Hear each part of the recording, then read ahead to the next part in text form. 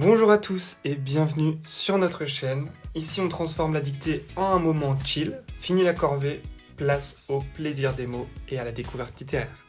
Chaque mardi on vous propose une dictée mystère, 3 extraits, 3 niveaux de difficulté, des indices ou des pièges et bien sûr une œuvre à deviner. Ta mission c'est dans un premier temps réussir la dictée mais aussi deviner l'œuvre avant la fin. Ensuite, on corrige tout ça ensemble et puis on plonge dans l'univers du livre. Alors si ça te plaît, abonne-toi, commente les œuvres que tu aimerais voir et rejoins-nous sur Insta pour des contenus exclusifs. Pour information, la vidéo elle est découpée en plusieurs parties. Comme ça, si tu souhaites réécouter les extraits une deuxième ou une troisième fois, c'est possible. D'ailleurs, on fait toujours une première lecture avant de dicter. Aujourd'hui, on va pas vous donner d'indices parce qu'on considère que c'est un livre qui est assez facile à trouver. Donc sans plus attendre, je te laisse prendre ton plus beau crayon et on est parti pour le premier extrait. Et comme il émergeait de l'ombre, sa silhouette prit une autre dimension. Il devint gras, énorme. De subtils mouvements sous les plis de ses vêtements sombres révélèrent que sa graisse était partiellement soutenue par des suspenseurs gravifiques fixés à même sa chair. Son poids devait approcher les 200 kg standard, mais en réalité, son ossature n'en supportait pas plus du quart. Et virgule, comme il émergeait de l'ombre,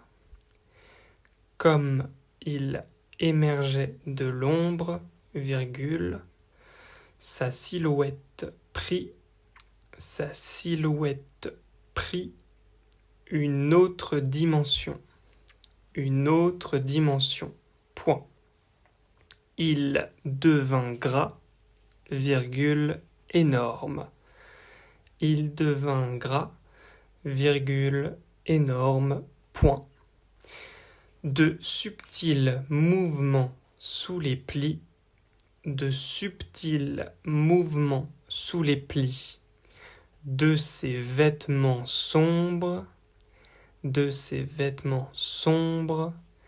révélèrent que sa graisse était partiellement soutenue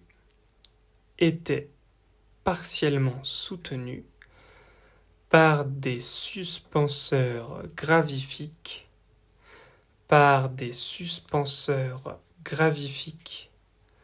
fixés à même sa chair. Point. Son poids devait approcher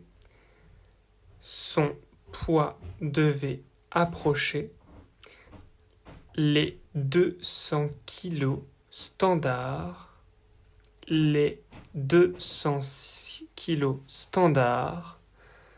mais, virgule, en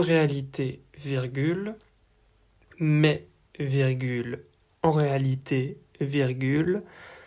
son ossature n'en supportait pas plus du quart.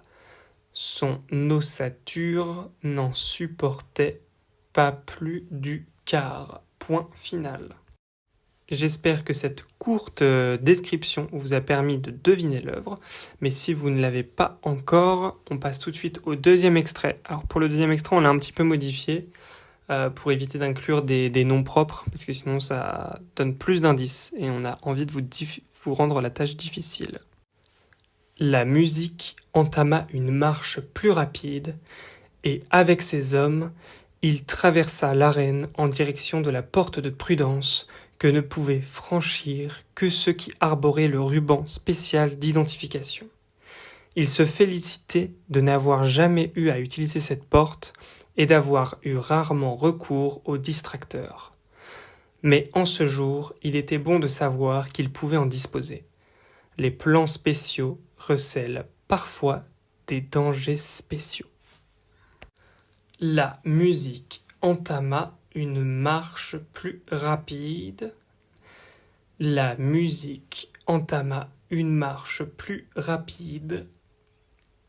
Et virgule avec ses hommes,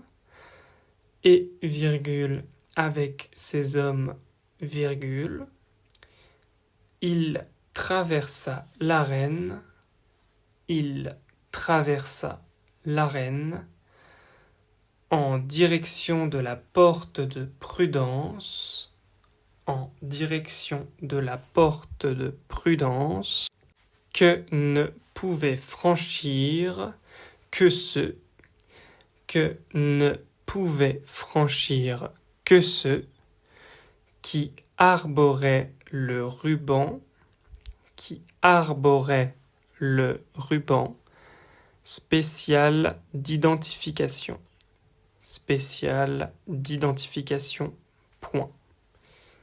Il se félicitait de n'avoir jamais eu à utiliser cette porte,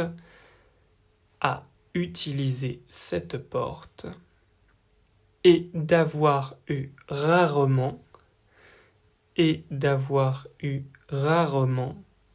recours aux distracteurs. Point. Mais, virgule, en ce jour, virgule, il était bon de savoir qu'il pouvait en disposer, point. Les plans spéciaux recèlent parfois des dangers spéciaux.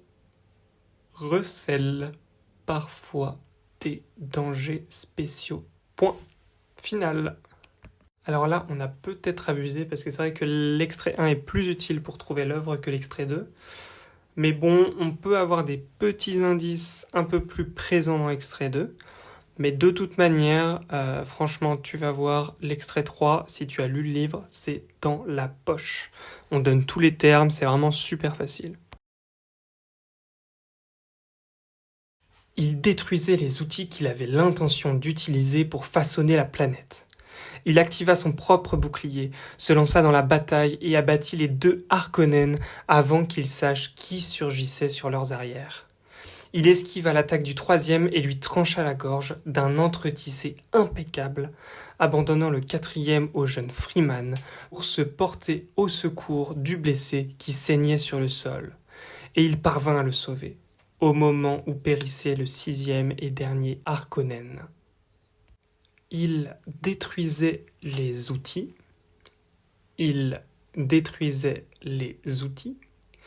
qu'il avait l'intention d'utiliser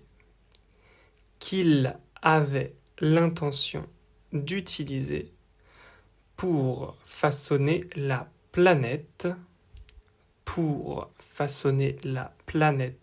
point d'exclamation. Il activa son propre bouclier,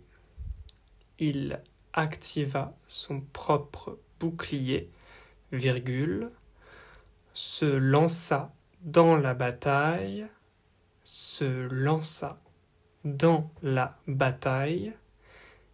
et abattit les 2 Harkonnen, avant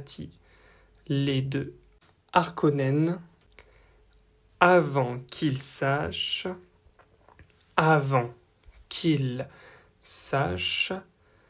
qui surgissait sur leur arrière.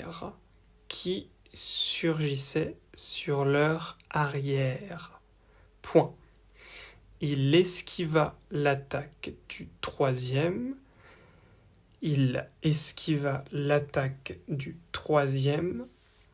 et lui trancha la gorge,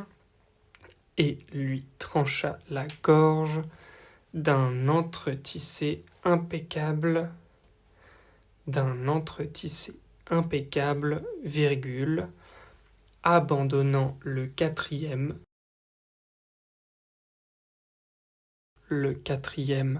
au jeune Freeman pour se porter au secours pour se porter au secours du blessé qui saignait sur le sol. Du blessé qui saignait sur le sol. Point. Et il parvint à le sauver. Et il parvint à le sauver. 3 petits points.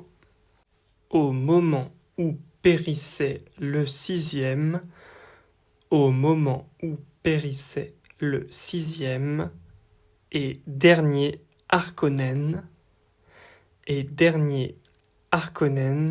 point final. Bon, là je pense qu'on a tous les indices nécessaires pour trouver l'œuvre. On peut pas donner plus d'indices si ce n'est que le personnage principal s'appelle Paul et qu'il est d'une famille très connue dans cet univers-là. Et que dans le livre, on a tout un tas de noms imprononçables que j'ai préféré ne pas mettre dans les extraits pour éviter de me ridiculiser. Sans plus attendre, on passe tout de suite à la correction du premier palier. Alors ce premier palier était quand même un peu plus complexe que ceux d'habitude pour le premier palier. On a vraiment voulu mettre l'accent sur le passé simple et un peu l'imparfait également. On voit bien qu'il y a une sorte d'alternance en fait entre ces deux temps, avec un passé simple qui est utilisé plus pour parler des actions. Voilà, on le voit, cet homme gras, énorme, qui bouge, qui se mouvoie, qui se transforme. Et donc vraiment, ça aide à visualiser facilement les actions. Tandis que pour l'imparfait, on est plus sur une description. Et on le voit dès le premier verbe avec un imparfait qui est rattaché à une subordonnée circonstancielle, donc qui exprime un temps, encore une fois, une apparition.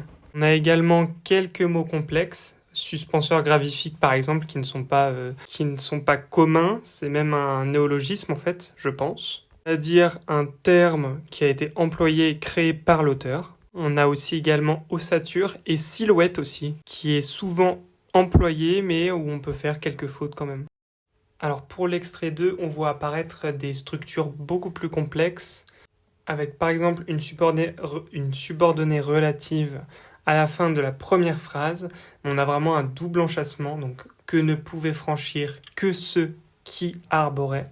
Donc ça peut paraître un peu lourd et à ne pas utiliser dans des rédactions trop souvent, on va dire.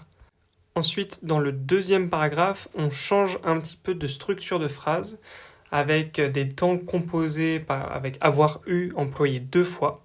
Et en fait, le double usage, il permet vraiment d'insister sur le fait que donc, le personnage il est vraiment très content de son exploit, quoi. Il a jamais eu à utiliser cette porte, et en plus, il a jamais eu recours au distracteur. Donc c'est vraiment pour renforcer cet aspect-là. Et enfin, dernière phrase, on l'a laissé, évidemment, pour ce verbe qui est peu employé, qui est recéler. Et enfin, last but not least, on a le dernier extrait.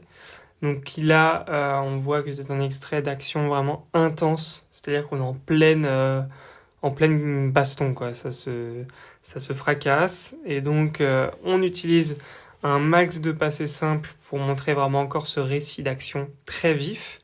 On utilise un max de subordonnées, on le voit, il y a de la complétive, relative et de la circonstancielle de temps. Donc on insiste vraiment sur cet instant au passé qui est vraiment un instant intense. En fait, ces subordonnées, elles font un petit peu penser, comme si ça ne s'arrêtait pas. C'est-à-dire qu'il se passe ça, mais en même temps il se passe ça, et puis après il y a ça, etc. Et donc là on se sent débordé en tant que lecteur, mais c'est vraiment pour montrer à quel point eux aussi se sentent débordés dans ce combat entre Harkonnen et Freeman. Ça y est, on arrive enfin à la révélation de l'univers mystère et du livre. Alors, je pense que tu as peut-être connu cet univers, mais plus dans le film, qui est sorti en 2021. Parce qu'effectivement, le livre avant, il est sorti en 1965, donc il date un peu. Mais bref, les extraits que nous avons lus proviennent du livre Dune de Frank Herbert. Donc si tu as trouvé, bravo, sinon pas de panique, on t'explique tout. Alors Dune, c'est un monument de la science-fiction, écrit en 1965. Donc vraiment, on a des romans qui datent de fou et qui sont toujours des vrais des incontournables qui ont vraiment mis un cadre à cette science-fiction. Et donc l'auteur de ce livre est Frank Herbert. L'histoire, elle se passe où? Elle se passe sur Arrakis, qui est une planète déserte au cœur de toutes les convoitises. Pourquoi? Parce qu'on y trouve l'épice. L'épice, c'est une substance précieuse qui permet à la fois de voyager dans l'espace, mais aussi d'allonger la vie et en fait tout simplement de contrôler l'univers. Quiconque a la main sur l'épice possède en quelque sorte l'énergie, le pouvoir, enfin le pétrole en fait de chez eux. Et le jeune Paul Atreides, il débarque sur Arrakis, donc la planète remplie d'épices. C'est une planète qui a un climat très hostile. Imaginez-vous, voilà, simplement du sable à perte de vue finalement. Et donc tout va s'effondrer chez lui. Il va y avoir de la trahison, de la guerre, mais aussi du mysticisme. En fait, Paul, il va devoir survivre, apprendre et devenir celui que tout le monde attend ou redoute. En fait, à travers une intrigue politique, Herbert il critique le pillage des ressources et la relation entre l'humain et son environnement. On y voit des empires qui s'affrontent pour du pouvoir, quitte à détruire tout sur leur passage. Au final, Herbert y présente le pouvoir comme un poison qui ronge toutes les civilisations. C'est une très très belle œuvre et visionnaire et qui n'a pas du tout vieilli. En recommandation, on peut te proposer aussi Fondation d'Isaac Asimov et La Horde du Contrevent d'Alain Damietzo. Et bien sûr, en film, on a du sombre, du plus sombre au moins sombre, Mad Max, Blade Runner et Ex Machina. Voilà, la vidéo touche à sa fin. Un grand merci pour ceux qui regardent jusqu'au bout. N'oubliez pas que vous trouverez en description le lien vers le livre dont nous avons tiré les extraits et une fiche synthèse des points de grammaire et erreurs classiques de cette dictée. Si vous avez aimé cette dictée jeu de piste, pensez à liker et à vous abonner pour ne pas rater la prochaine. N'hésitez pas à mettre en commentaire quelle œuvre vous aimeriez voir dans une prochaine dictée mystère. Sur ce, portez-vous bien et à la semaine prochaine.